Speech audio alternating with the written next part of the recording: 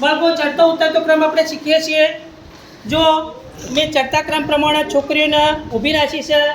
પહેલાં અર્પિયા, પછી અમાયરા, નૂરજહાં, સોફિયા, શિલેરિયા। છોકરાઓમાં પણ એ રીતે પહેલાં મોહમ્મદ જૈદી, સોહબ, અબ્બાસ, અસદ અને બરોબર।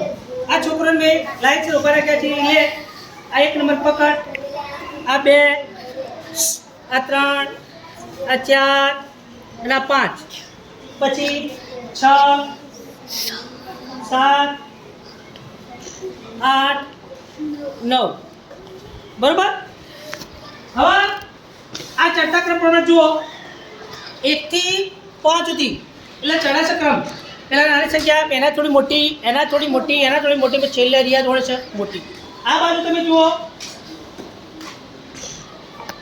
મોહમ્મદ જોડે એ પણ ચડતો ક્રમ 6, 7, 8, 9, 10 બરાબર। આ રીતે આપણે ચડતો ક્રમ શીખી શકીએ। અને ઉતરતો ક્રમ હોય તો પણ આ રીતે ઉતરતો ક્રમ, આ બાજુથી ઉતરતો, જો ઉતરતા ક્રમમાં પહેલાં 9 સંખ્યા સૌથી મોટી, પછી 8 આવે, પછી 7 આવે, 6 આવે, પછી આ બાજુ જોઈએ ઉતરતા ક્રમમાં પહેલાં 5 આવે, 4 આવે, 3 આવે, 2 આવે, 1 આવે।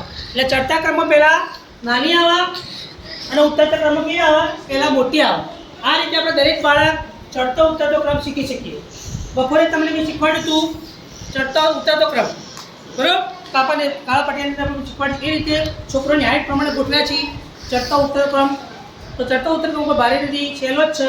એ આપણને આ રીતે ફ્લેશ કાર્ડ દ્વારા આપણે એને શીખી શકીએ, સ્લેટમાં પણ શીખી શકીએ, નોટમાં પણ શીખી શકીએ, બરાબર।